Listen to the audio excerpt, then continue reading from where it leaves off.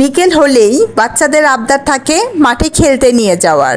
তাই বাচ্চাদের আবদার রাখার জন্য বাচ্চাদের মাঠে নিয়ে যাওয়ার আগে রেডি করে নিচ্ছি। হ্যালো এভরিওয়ান, আসসালামু আলাইকুম। বাচ্চাদের শারীরিক ও মানসিক সুস্থতার জন্য খেলাধুলাটা খুবই জরুরি। আমাদের এখানে প্রতিটি বিল্ডিংয়ের সামনে খেলার মাঠ রয়েছে, এছাড়াও একটা মিনি পার্ক রয়েছে। এই ব্যাপারটা আমার কাছে অনেক বেশি ভালো লাগে। আমাদের প্রজেক্টের মতো বাচ্চাদের জন্য এতটা খেলাধুলার সুব্যবস্থা আমি অন্য কোথাও আর দেখিনি, যা এই প্রজেক্টের খুবই ভালো একটা দিক। এই কারণেই বাচ্চারা বিকেল হলেই আর ঘরে থাকতে চায় না। আমাদের প্রজেক্টটা অনেক খোলামেলা আর গাছে ঘেরা হওয়ায় শুধু যে বাচ্চারা বিকেলে বের হতে পছন্দ করে তাই নয়, আমাদেরও কিন্তু বের হতে ভীষণ ভালো লাগে। এই যে বাচ্চাদের নিয়ে আসলাম পার্কে, তারা তো এখানে এসে অনেক মজা করছে। জেনিশা বুড়ি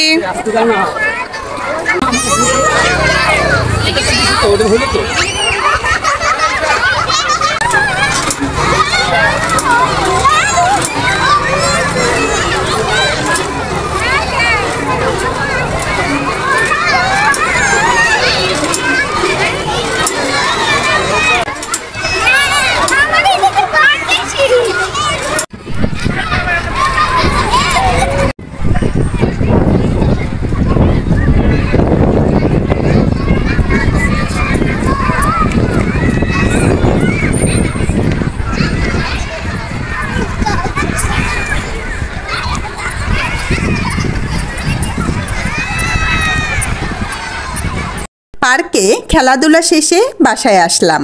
বাচ্চারা তো আসবেই না, তারা আমাকে বলছে মা আর 5 মিনিট আর 5 মিনিট। এই করতে করতে অনেকটা দেরি হয়ে গিয়েছে। পরে তাদের বুঝিয়ে শুনিয়ে নিয়ে আসছি। শুধু খেললেই তো আর হবে না, বাসায় এসে তাদের পড়া আছে, আমারও কাজ আছে। বাসায় এসে বাচ্চাদের সন্ধ্যার নাস্তা খেতে দিলাম। তোমরা কি দিয়ে নাস্তা করছো? আমরা চিপস, চানাচুর আর কেক দিয়ে নাস্তা করছি। তোমাদের কি চিপস অনেক মজা লাগে? হ্যাঁ, মজা লাগে। আর সাথে কেকও অনেক মজা লাগে। হ্যাঁ। সন্ধ্যার নাস্তা শেষে আমি কাটাকাটি করতে বসেছি, আর সাথে বাচ্চাদেরকেও পড়াচ্ছি। আমি সবসময় পরের দিনের রান্নার কাটাকাটিগুলো আগের দিন রাতেই করে ফেলি। এতে করে পরের দিন খুব ঝটপট রান্নাটা করে ফেলা যায়। সিজা, আম্মু তোমার পড়া হয়েছে? এই যে পৃষ্ঠা শেষ হয়েছে। বলো তো, রিডিংটা বলো। ঢাকা থেকে অনেক দূরে ছোট একটা গ্রাম, নাম তার অচিনপুর। সেই গ্রামে তিথিদের বাড়ি। তুমি একা একা পড়তে থাকো, আস্তে আস্তে আমি শুনছি। জেনিশা আম্মু, একটা কবিতা বলো তো।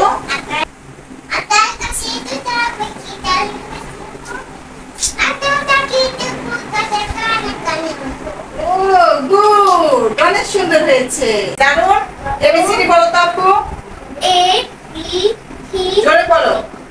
এ B C D E F G H I J K L M N O P Q R S T U V W X Y Z.